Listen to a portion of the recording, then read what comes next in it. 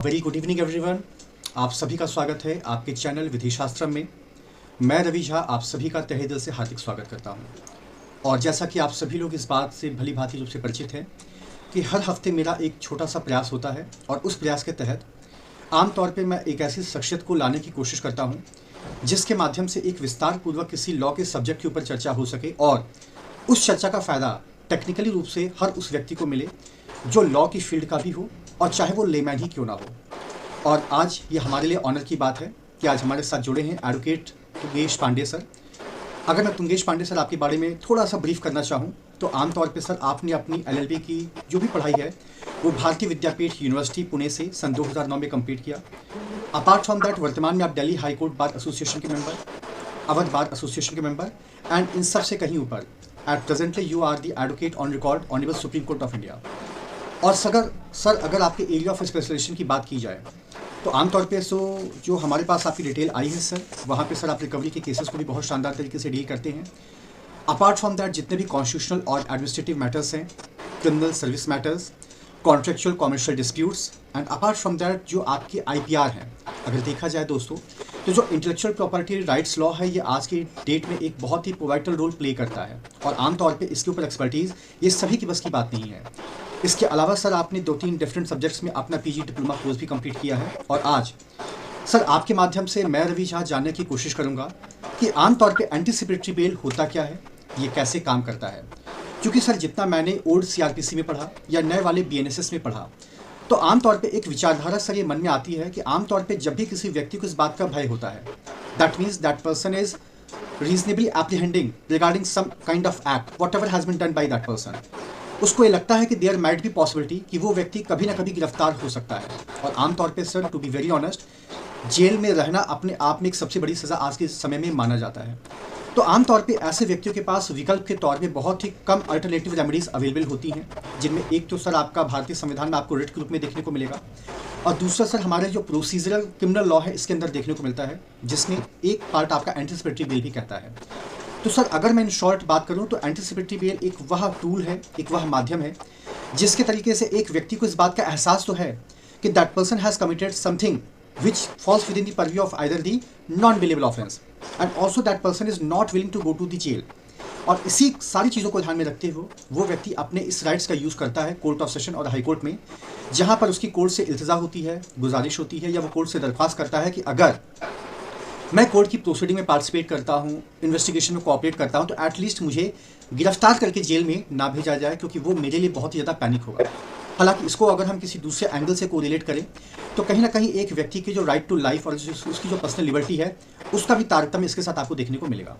तो सर मैं आपकी भाषा में ये जानना चाहूँगा कि what is your opinion and what is your view in context to the anticipatory bail. अगर आप इसे परिभाषित करना चाहें या एक्सप्लेन करना चाहें तो आप इसे कैसे करेंगे? Tungesh sir please. Thank you Ravi ji. ठीक है, the initiative taken by you is absolutely wonderful and enlightening for many of us.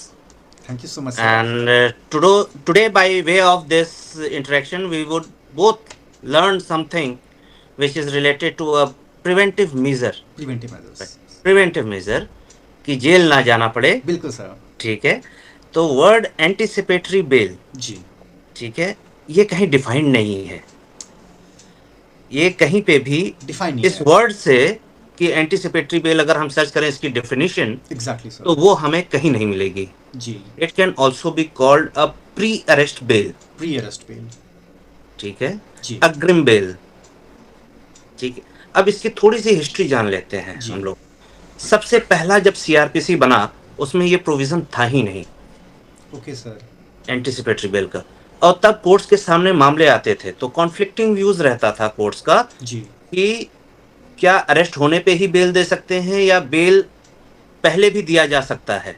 Okay sir ठीक है, फिर लॉ कमीशन की कुछ रिपोर्ट्स में इसको प्रमोट किया गया, जिसके बाद न्यू एक्ट जो CRPC आया जी उसमें ये प्रोविजन ऐड किया गया। किया गया। अब इस प्रोविजन को ऐड करने का मोटिव क्या था?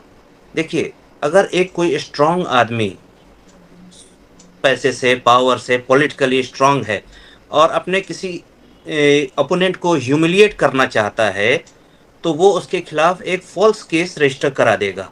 बिल्कुल सर।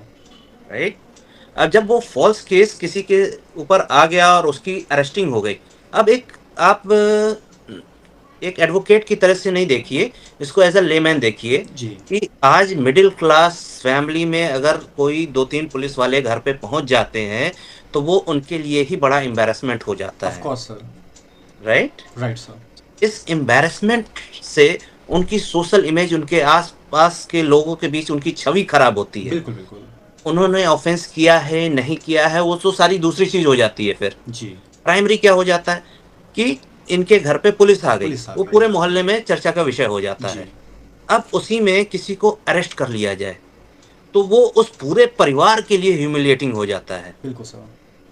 ठीक है? जी। तो इस तरह की कंडीशंस को देखते हुए कि हमारी किसी से झड़प हुई या कोई बात हो गई और ये हो गया कि अगला बंदा बहुत इन्फ्लुएंशियल है, वो हमारे ऊपर एक्शन करा सकता करा है, सकता है।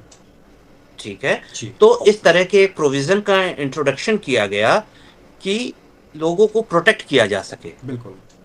ठीक है? जी। तो मेन पर्पस जो एंटीसिपेटरी बेल का है, वो ये है कि जो एक एम्बैरेसमेंट, हैरेसमेंट एक नॉर्मल आदमी को हो सकती है, जी। ठीक है? उससे उसको प्रोटेक्शन मिले, ओके। ठीक है? तो anticipatory bail is basically a preventive measure like pre arrest bell. अगर आपको रीज़नेबल एप्रीहेंशन है जी। कि आप अरेस्ट हो सकते हो हैं, सकते हैं। ठीक है? अब ये रीज़नेबल एप्रीहेंशन भी बहुत वाइड टर्म है, जी सर। ठीक है?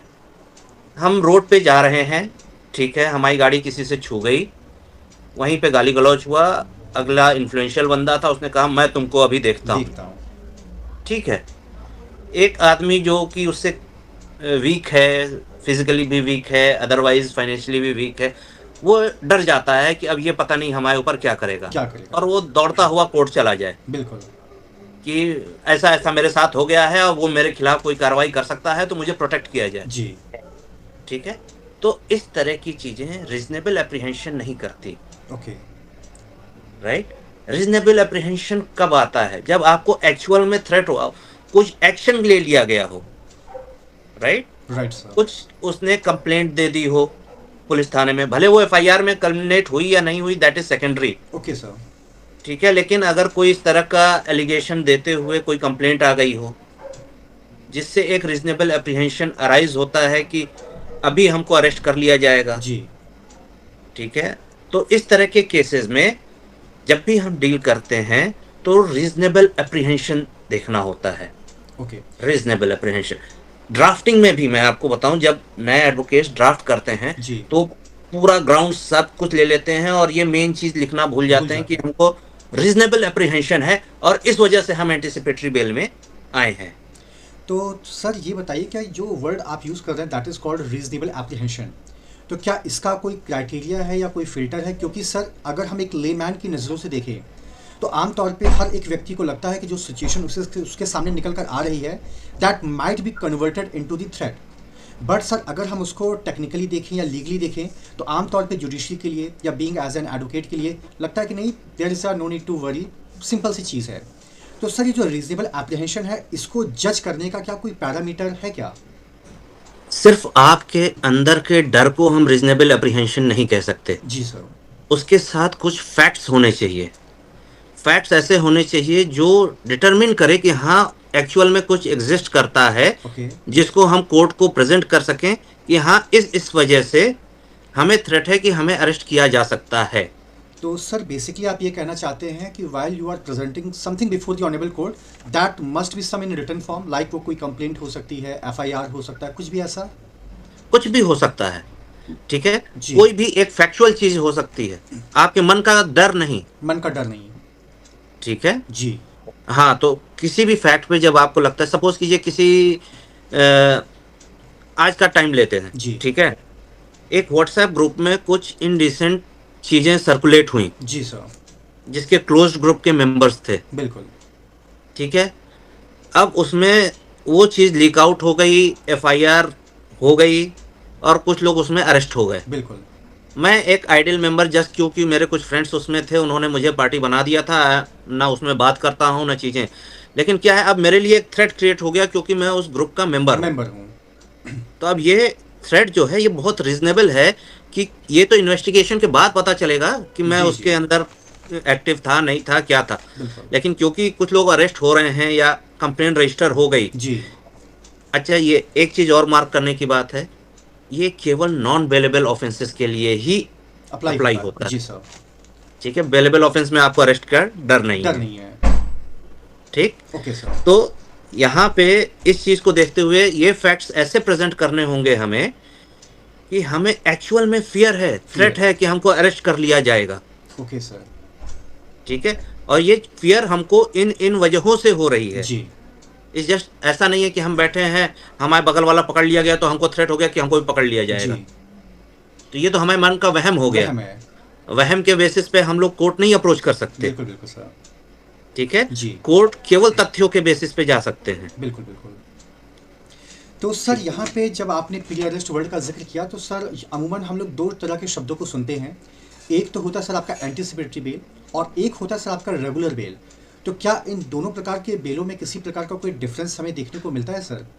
बहुत डिफरेंस है।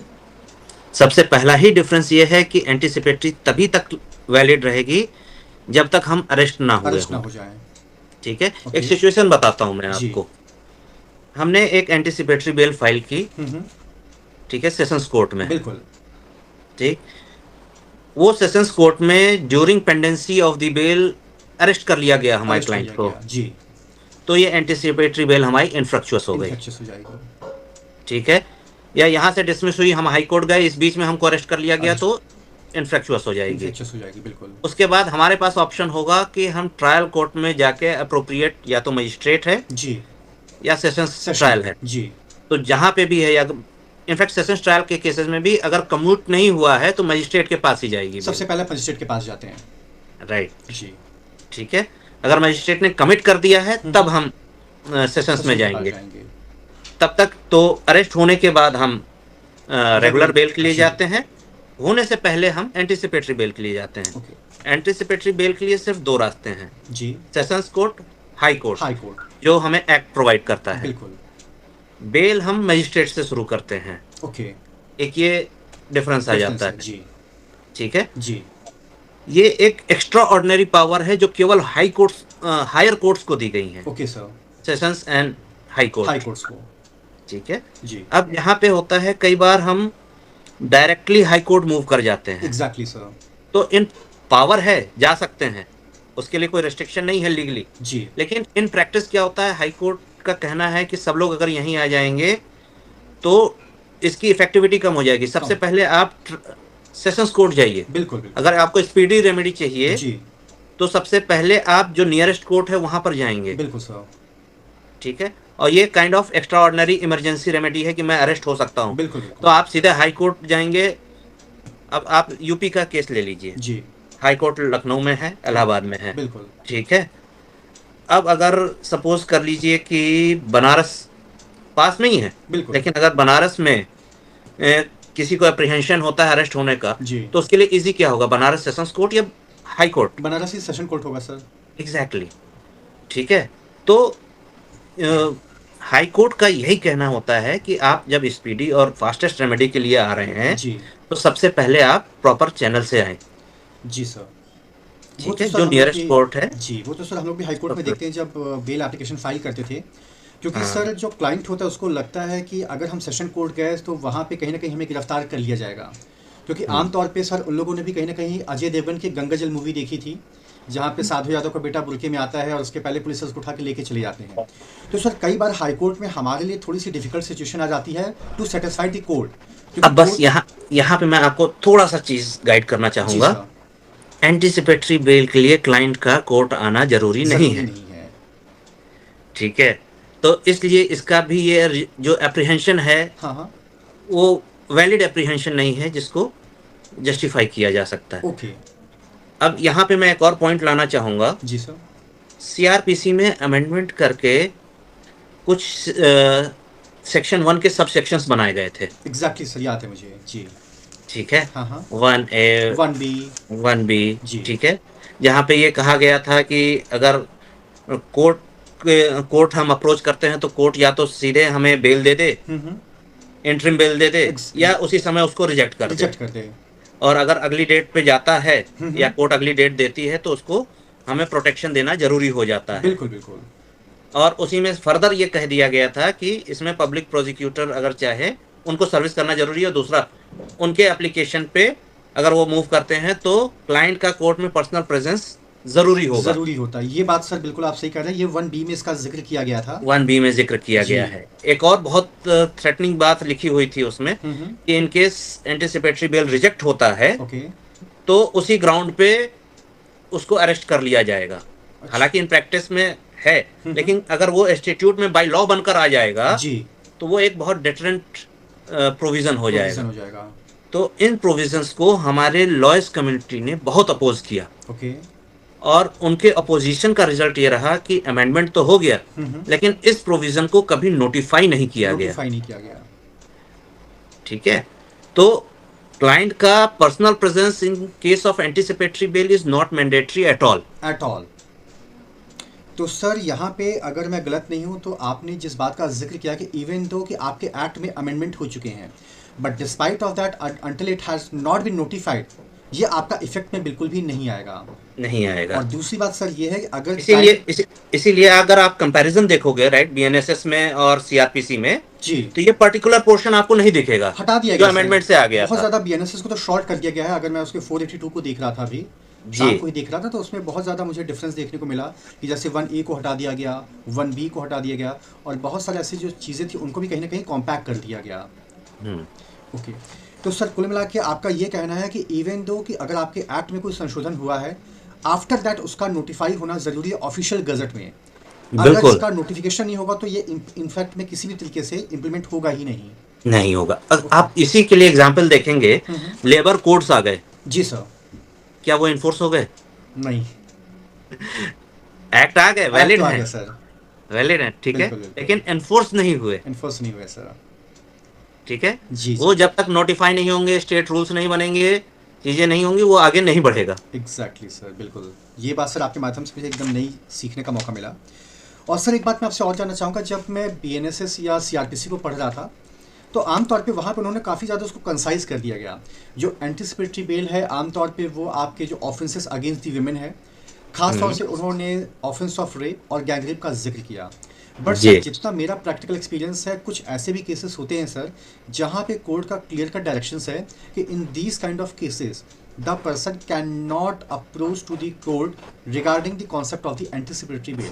आई थिंक सर वो कुछ स्पेशल लॉज होते हैं या कुछ स्पेशल सेक्शंस होते हैं। तो सर वो कौन कौन से लॉज या सेक्शंस हैं, मैं आपके माध्यम से जानना चाहूँगा। देखिए आज के टाइम पे ऐसा शायद ही कोई लॉ है जी जिसमें एंटिसिपेटरी बेल अप्लाई ना करता हो। जी सर, ठीक है, सेक्शन 18 ऑफ SC/ST एक्ट वो बार करता है इस चीज को कि आप एंटिसिपेटरी बेल का बेनिफिट उसमें नहीं ले सकते हैं। But then there is a recent supreme court judgement, 2 जजेस बेंच ही है जी, जिसमें उन्होंने ये क्लैरिफाई कर दिया कि unless and until there is a prima facie case, okay, ठीक है जी, एंटिसिपेटरी बेल इज एप्लीकेबल। ठीक, तो वो प्रोटेक्शन वहां पे भी है जहां स्पेसिफिक इंस्टीट्यूट में बार कर दिया गया है। बाकी और कहीं भी किसी जगह बस रिक्वायरमेंट है, जैसे एनडीपीएस एक्ट में है there is certain special requirement जी, ठीक है कि पब्लिक प्रोसिक्यूटर को सुना जाना जरूरी है जी। देन पीएमएलए एक्ट में है देयर इज सर्टेन रिस्ट्रिक्शंस। तो वो सारे रिस्ट्रिक्शंस जो उन्होंने दे रखे हैं उसके बावजूद एंटिसिपेटरी बेल का स्पेसिफिक बार कहीं नहीं है और हर जगह हर केस में दिया जा रहा है सर। ठीक है जी। अब आपको मैं इसमें और क्लैरिफाई कर दूं, सीआरपीसी में जो ये प्रोविजन था 438 का जी, यूपी में एप्लीकेबल नहीं था कुछ समय पहले हाँ, बिल्कुल, ठीक है जी। वो एक नोटिफिकेशन के द्वारा उसको वापस से इंट्रोड्यूस किया गया विद सर्टेन रेस्ट्रिक्शंस, ओके, ठीक है, जिसमें कुछ एक्ट्स उन्होंने कह दिया, पॉक्सो कह दिया जी, देन ऑफिशियल सीक्रेट्स एक्ट कर दिए, अनलॉफुल असेंबलीज एक्ट कर दिया एंड जो डेथ से पनिशेबल ऑफेंसेस हैं उनको बार कर दिया गया। वो कुछ 5-6 कैटेगरीज उस नोटिफिकेशन में लाके उन्होंने सीआरपीसी में अपना स्टेट अमेंडमेंट दिया, ओके, जिन पे एंटीसिपेटरी बेल एप्लीकेबल नहीं है। नहीं है। अब देन यहाँ पे एक और टेक्निकल क्वेश्चन इस समय अराइज हो रहा है। टेक्निकल क्वेश्चन ये अराइज हो रहा है कि सीआरपीसी तो गई, बीएनएसएस आ गई। जी। बीएनएसएस में इस तरह का स्टेट अमेंडमेंट अभी कोई नहीं है। कोई नहीं है। तो क्या इस समय एंटीसिपेटरी बेल 482 बीएनएसएस में हमें बेनिफिट देगी या नहीं देगी? नहीं देगी। ठीक है, जी। Then that is a grey area. मेरे हिसाब से इस समय जो 482 कह रहा है केवल वही माना जाएगा, ओके। क्योंकि CrPC is eliminated. Eliminated, absolutely right sir.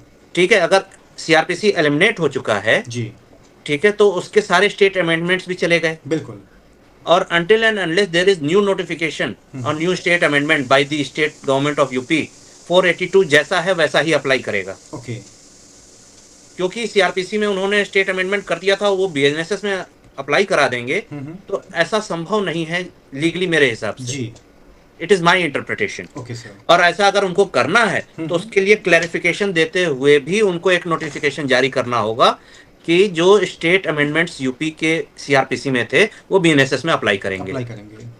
And to my knowledge till date there is no such notification which is existing. Okay.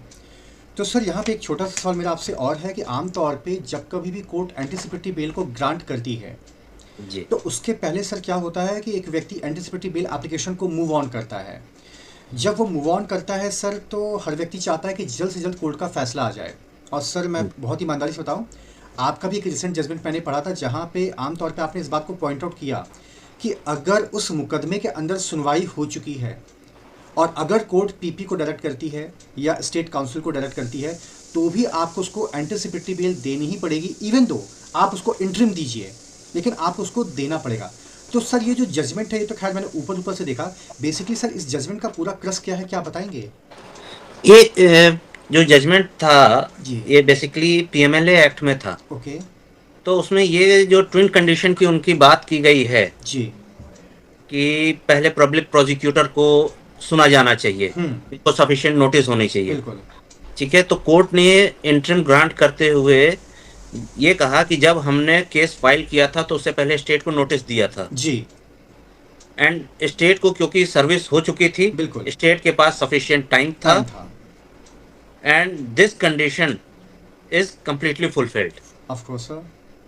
ठीक है जी। तो जो हम स्टेट को नोटिस करते हैं उसको कोर्ट ने उसके लिए सफिशिएंट अपॉर्चुनिटी मान ली। उसके बाद स्टेट अपना सबमिशंस कर सकता था, बट उसने नहीं किया।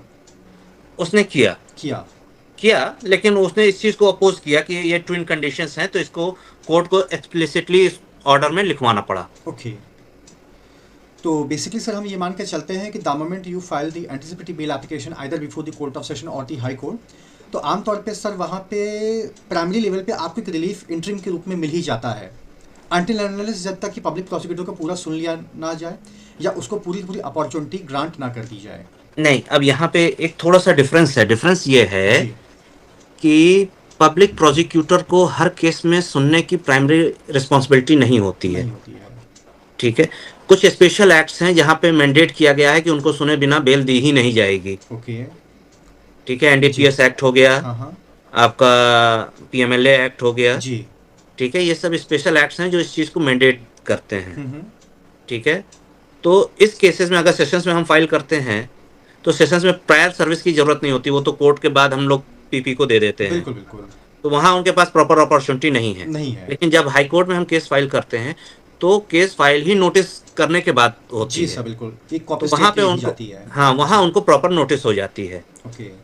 देन ये जो इंटरिम प्रोटेक्शन देने का हमारा क्राइटेरिया है कि कोर्ट को तुरंत इंटरिम प्रोटेक्शन देना चाहिए, ये again case to case differ करता है। ओके। इसके लिए सर्टेन क्राइटेरियाज हैं जिसको कोर्ट को व्यू करना होता है। जैसे सर? हालांकि ये जो अमेंडमेंट सीआरपीसी में इन्होंने किया था उस समय इन्होंने कह दिया था कि अगर आप अगली डेट दे रहे हैं तो ये प्रोटेक्शन इमीडिएट दीजिए। बिल्कुल।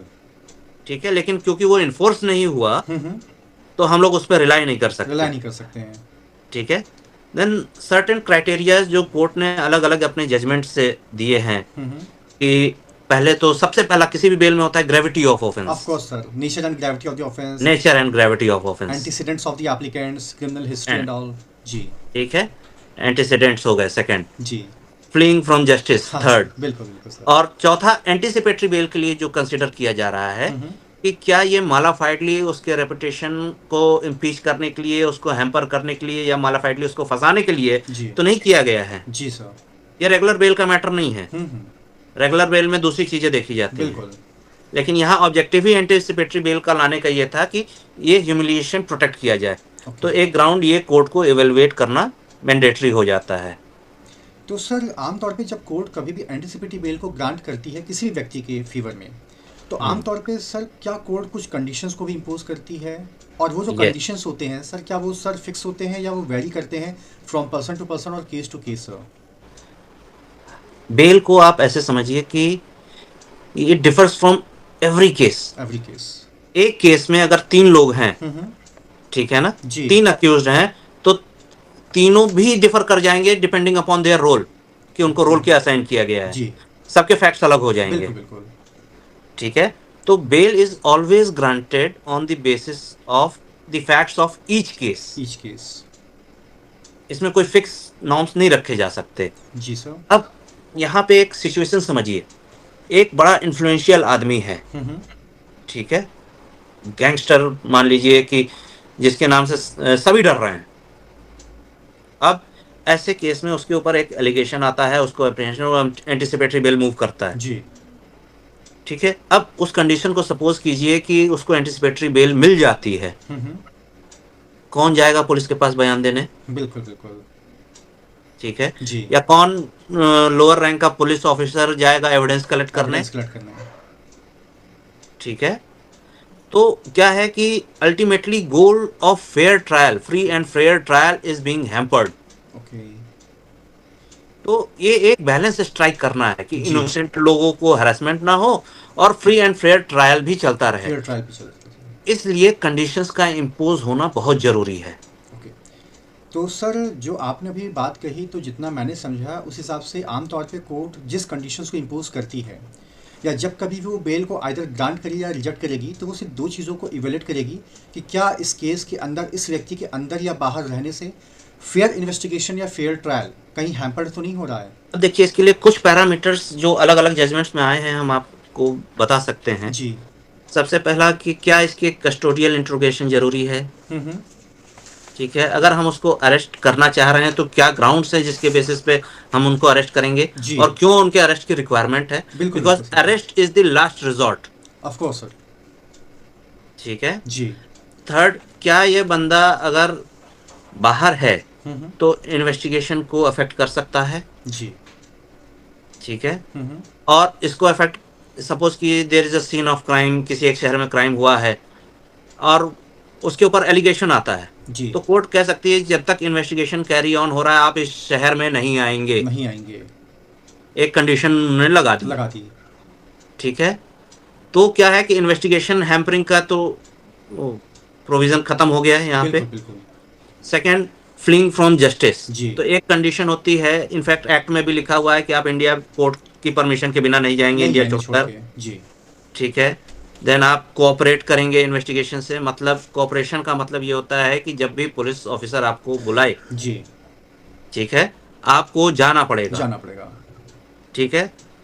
एंटीसिपेटरी बेल, यहाँ पर्पस इसका ये है कि आपकी लिबर्टी बची रहे लेकिन आप पूरा का पूरा कोऑपरेशन करें। कोऑपरेशन करें। बेल में क्या ऑब्जेक्टिव होता है? To secure the presence of the accused जी sir. Before the trial, trial court. ठीक है। जी। और बेल अगर ड्यूरिंग पेंडिंग इन्वेस्टिगेशन मिल गई है तो भी उस समय एक कंडीशन होता है कि आप कोऑपरेट करेंगे विथ इन्वेस्टिगेशन। जी। लेकिन anticipatory bail specially focuses on this thing, okay. क्योंकि ये इन्वेस्टिगेशन के ड्यूरेशन में ही आपको मिलती है। बिल्कुल बिल्कुल। तो सर अगर हम एंटीसिपेटरी बेल के लाइफ स्पैन की बात करते हैं, तो आमतौर पे क्या कहा जाए कि till the submission of the chargesheet या till the conclusion of the trial या व्हाटएवर सर? इस कंफ्यूजन को सुशीला अग्रवाल के जजमेंट में कंप्लीटली खत्म कर दिया गया। ओके। उन्होंने कहा once the anticipatory bail is granted it should be till the conclusion of the trial, till the conclusion of trial. ठीक है। Unless until there is certain extraordinary circumstances which exist. वो बीच में कुछ भी आ जाता है, कंक्लूसिवली कुछ भी नहीं कह सकते, हम्म। ठीक है। लेकिन यहाँ पे एक ट्रेंड है कि कई बार एंटिसिपेटरी बेल ग्रांट करके कहते हैं till the filing of the chargesheet. Chargesheet. क्योंकि ठीक सर है, कई बार ऐसा भी बट होता है कि आपकी एफआईआर में धाराएं कुछ और होती हैं, ड्यूरिंग द इन्वेस्टिगेशन धाराएं जब घट जाती हैं, बढ़ जाती हैं, तो क्या वो भी एक ग्राउंड होता है कि आप फिर से एक fresh anticipatory bail application move on करें? क्यों? क्योंकि आपकी जो एग्जिस्टिंग सेक्शन थे उसके अंदर वेरिएशंस देखने को मिल रहा है। नहीं, अगेन आप इस चीज को समझिए, आपको एफआईआर नंबर पे, जी। केस नंबर पे आपको एंटिसिपेटरी बेल मिली है, ना कि सेक्शंस पे। ना कि सेक्शंस पे। ओके। ठीक है, सेक्शंस बढ़ते घटते रहेंगे, उससे कोई इम्पैक्ट नहीं पड़ेगा। उससे इस पे कोई इम्पैक्ट नहीं पड़ेगा। ओके। सेक्शंस चार्जशीट में घट बढ़ सकते हैं, जी। चार्ज फ्रेमिंग के टाइम पे घट बढ़ सकते बिल्कुल हैं, बिल्कुल sir. Even duration of the trial कुछ एविडेंस मिल जाता है तो वहां भी घट बढ़ सकते हैं। जी sir. Means charge can be amended at any stage, लेकिन उससे आपके बेल पे इम्पैक्ट नहीं आएगा। तो कुल मिलाकर सर बेल जो होती है वो on the basis of your जो केस क्राइम नंबर होता है उसके ऊपर वो बेस्ड है। It is not absolutely solely based on the relevant sections. वो संख्या नो, घटे बढ़े उससे कोई इम्पैक्ट नहीं पड़ता है। नहीं। Okay sir. तो ठीक है, हाँ, हाँ। अगर कुछ ऐसा सेक्शन निकल के आता जी। है, सपोज कि ये इन्वेस्टिगेशन हो रही है, चीजें आ रही हैं, एक केस की इन्वेस्टिगेशन में उनको मिल जाता है कि there is some murder, some heinous crime, hmm. तो इन्वेस्टिगेशन या पुलिस मूव करेगी कोर्ट में for cancellation of bail, automatic नहीं खत्म होगा। ऑटोमेटिकली खत्म नहीं होगा। ठीक है, इफ देयर इज वायलेशन या कुछ एक्स्ट्रा ऑर्डिनरी फैक्ट्स या नए फैक्ट्स निकल कर आते हैं, जी। Then the prosecution can move the court for cancellation of the bail. Bail. तो सर Yes. जाहिर सी बात है when the prosecution will move to the concern court, तो वहाँ पे जो एप्लीकेंट जिसको ऑलरेडी ग्रांट हो चुका है उसको भी नोटिस सर्व किया जाएगा, उसको सुनने का या बिल्कुल बोलने का सिया, मौका दिया जाएगा। बिल्कुल opportunity of hearing will be provided to him. Okay. तो सर कुल मिला के आपको क्या लगता है कि एंटिसिपेटरी बेल किस तरीके से हमारे right to life and personal liberty को प्रोटेक्ट करता है सर? एंटिसिपेटरी बेल हमारे self esteem, self respect, social respect को प्रोटेक्ट करता है मेनली। ओके। ये जेल जाने के बाद ये सब चीज क्रश कर दी जाती हैं। ठीक है, एक बार जो बंदा जेल चला गया उसकी सोशल रिस्पेक्ट बहुत गिर जाती है, जी। उसको लोग दूसरे ही नज़र से देखने लगते हैं। वो रीज़न कुछ भी हो, वो बाद में भले उसका एक्विटल हो जाए, जी। लेकिन वो वापस उस रिस्पेक्ट को सोसाइटी में गेन नहीं कर नहीं पाता कर है। सकता है। ठीक है, तो इस चीज़ को बेसिकली एंटिसिपेटरी बेल प्रोटेक्ट करती है। ओके। और सर एक बात मैं आपसे और जानना चाहूँगा कि कई बार ऐसा होता है कि आपने बेल एप्लीकेशन मूव ऑन की और वो बेल एप्लीकेशन आपकी पेंडिंग है, क्योंकि सर होता क्या है हाई कोर्ट की अगर मैं बात करता हूँ तो आपके नंबर बहुत लंबे लंबे आ रहे हैं, 200 250। अब कोर्ट की कैपेसिटी है वो एक दिन में मैक्सिमम 100 मैटर टेकअप कर सकती है। तो लेट सपोज सर कि एक व्यक्ति जिसने कोर्ट ऑफ सेशन को अप्रोच नहीं किया, डायरेक्टली वो हाई कोर्ट आ गया, उसको किसी ने एडवाइस की होगी कि हाई कोर्ट आप आ सकते हैं, that person directly come to the high court. अब हाई कोर्ट में द मोमेंट उसने बेल एप्लीकेशन फाइल की एंटिसिपेटरी, तो जिस बेंच के पास ये मैटर गया अब वहाँ पे पहले से पेंडेंसी बहुत ज़्यादा है। अब उसको ये लग रहा है कि यार मेरे पास तो वक्त बहुत मेरा निकल रहा है, पुलिस का भी थ्रेट है, I might be arrested at any moment of time. तो क्या सर वो कोर्ट ऑफ सेशन में इस फैक्ट को डिस्क्लोज करते हुए कि योर लॉर्डशिप हमारी बेल एप्लीकेशन हाई कोर्ट में फाइल है, ऑलरेडी पेंडिंग है, तो क्या सर वो वापस तो खैर कहना शायद ठीक नहीं होगा, क्या वो कोर्ट ऑफ सेशन में आ सकता है? और अगर उसने कोर्ट ऑफ सेशन में कोई बेल एप्लीकेशन डाली है जो पेंडिंग है, तो क्या वो हाई कोर्ट आ सकता है या नहीं सर? इसका जवाब मैं बहुत एक सिंपल क्वेश्चन से करूंगा। जी। क्या आप सेम रेमेडीज के लिए मल्टीपल फोरम का यूज कर सकते हैं? कर तो वैसे नहीं सकते हैं सर।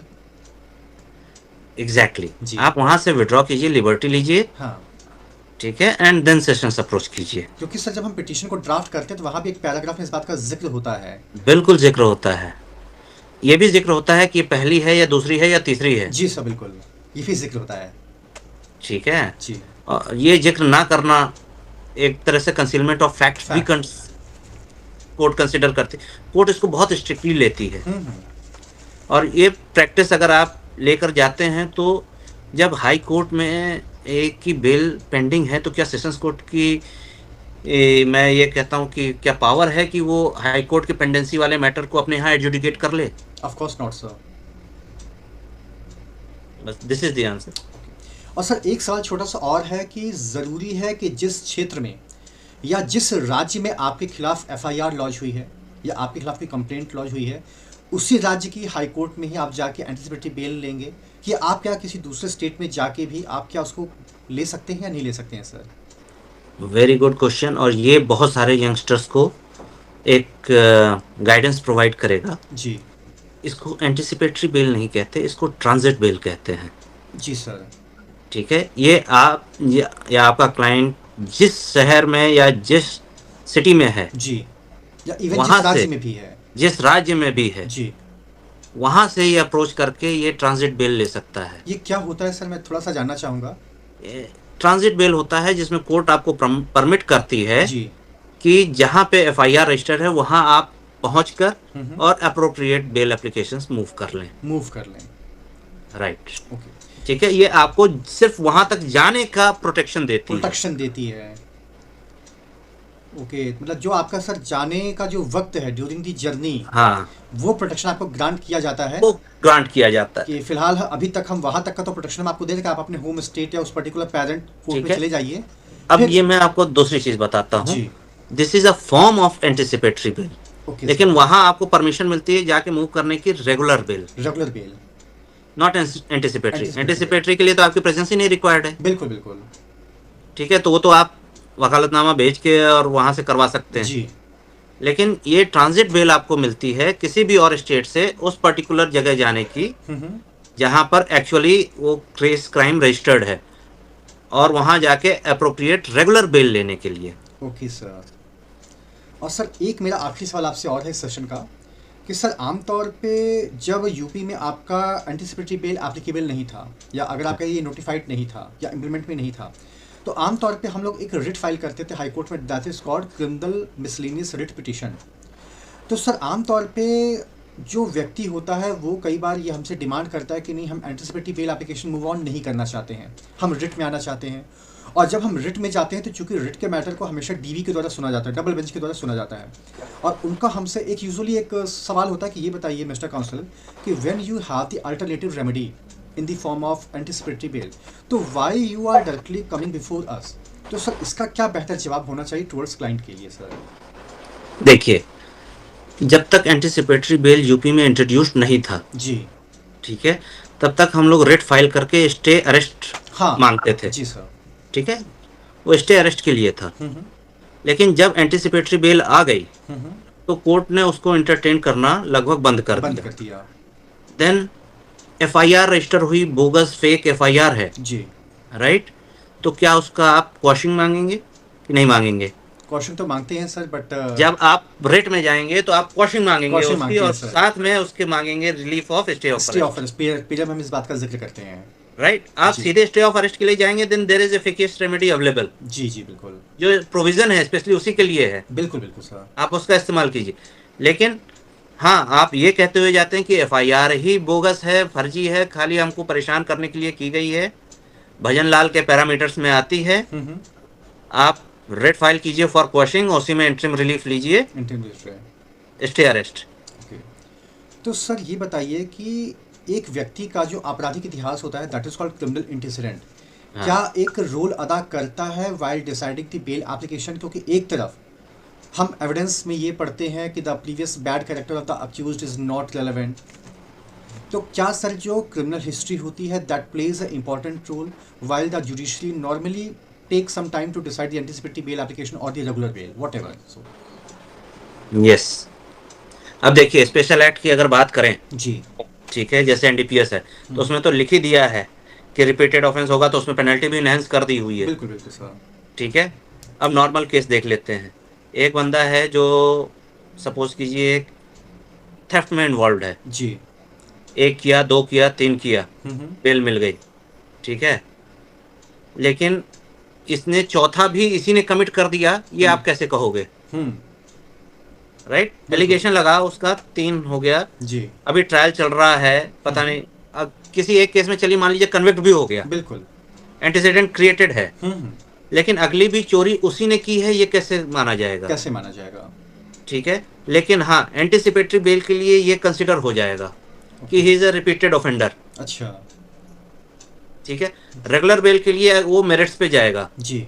एक यहाँ बहुत इंपॉर्टेंट प्रिंसिपल है, रेगुलर बेल जो है हमारे आर्टिकल 21 के राइट्स को प्रोटेक्ट करता है जी। वो बहुत सारी जजमेंट्स हैं कि bail is a rule. Anticipatory bail article 21 के लिए नहीं है। अच्छा। कोर्ट्स ने कहा है कि denial of anticipatory bail is not violative of article 21। ठीक है। जी तो सर। एक ये भी डिफरेंस अगर हम देखें टेक्निकल नेचर में बेल और एंटिसिपेटरी बेल के लिए जी। अराइज होता है, which has come from the judicial pronouncements. Judicial pronouncement. तो ओके सर, मैं बहुत बहुत तहे दिल से आपका शुक्रिया अदा करना चाहूँगा, क्योंकि सर बहुत ही एक शानदार तरीके से और हर वो चीज़ जो आप बता सकते थे या जो एटलीस्ट मेरी जानकारी में नहीं था, वो बहुत सारी चीज़ें आज इस सेशन के माध्यम से आपके माध्यम से मुझे जानने का मौका मिला है sir, and really it's honour for me. For the just for the literary purpose, जो भी एंटिसिपेटरी बेल के लिए नए यंगस्टर्स हैं, जी मैं चाहूँगा कि मैं उनको कुछ जजमेंट्स के बारे में बता दूं, जी सर, बिल्कुल। जिसको वो पढ़ लें तो उनके लिए हमेशा यूजफुल रहेगी। जी सर। एक है गुरबख्श सिंह सिब्बा, जी। State of Punjab. State of Punjab. ये एक जजमेंट है जो कॉन्स्टिट्यूशन बेंच जजमेंट है, और सारे जहाँ मतलब मैक्सिमम एंटिसिपेटरी बेल के जो जजमेंट्स आए हैं वो इससे कनेक्ट होकर निकले हैं। जी। ठीक है, तो एक इसको प्राइमरी जरूर पढ़ लें, ये सारे प्रिंसिपल्स ले डाउन करता है मैं बिल्कुल सर, रिगार्डिंग मैं इसको नोटेड डाउन एंटिसिपेटरी भी कर बेल। लेता हूँ सर। ठीक है। जी। देन सेकंड है सुशीला अग्रवाल, ये अगेन कॉन्स्टिट्यूशन बेंच जजमेंट है, जी सर। जिसने ये कह दिया कि anticipatory bail will be till the end of the trial. Trial. ठीक है। देन एक है Siddharam Singlappa Mhatre versus state of Maharashtra. Okay sir. इसमें क्या है कि सर्टेन प्रिंसिपल्स दिए हुए हैं जो कोर्ट को कंसिडर करने चाहिए व्हाइल ग्रांटिंग बेल। ओके। ये अराउंड 10 के आसपास इसके अंदर प्रिंसिपल्स ले डाउन किए गए हैं। इसका कुछ पोर्शन सुशीला अग्रवाल ने, इस जजमेंट का कुछ पोर्शन सुशीला अग्रवाल ने ओवर रूल किया हुआ है। अच्छा। ठीक है, लेकिन वो पोर्शन जो कि पैरामीटर्स ले डाउन करता है जो कोर्ट को कंसिडर करना चाहिए, उसको नहीं किया है। अच्छा। So that can also be used. ठीक है। एक बड़ी इंपॉर्टेंट कंडीशन होती है, हम एक केस में अंदर हैं जी। और अंदर रहते हुए हमारे पास 3-4 केसेस और हैं, और है। तो क्या हम उसमें एंटिसिपेटरी बेल ले सकते हैं? आई थिंक सर एक जजमेंट था धनराज अश्वनी का। करेक्ट। जी। मैं यही बताना चाह रहा था कि ये पॉसिबल है। पॉसिबल है। ठीक है। देन एक और रिसेंट जजमेंट है जिसने जीएसटी में अरेस्ट के ऊपर भी एंटिसिपेटरी बेल को परमिट कर दिया हाँ है। सर, अभी हाल ही में आया है, मुझे लग रहा है बहुत जितना- रिसेंट जजमेंट जी, है। रिसेंट जजमेंट है सर। ठीक है। जी। तो ये कुछ जजमेंट्स हैं जिसको अगर यंगस्टर्स देख लें, पढ़ लें, तो वो एंटिसिपेटरी बेल पे अच्छा कमांड कर सकते हैं। ले सकते हैं। नहीं नहीं sir, thank you so much, really thanks for the bottom of my heart. And इस उम्मीद के साथ कि सर आपके साथ एक बार फिर एक विशेष रूप में चर्चा का दौर फिर से शुरू होगा। Sure, I am always willing and ready for the educational sessions. जी जी, thank you so much sir, thanks lot sir. ठीक है। Okay, bye. Thank you.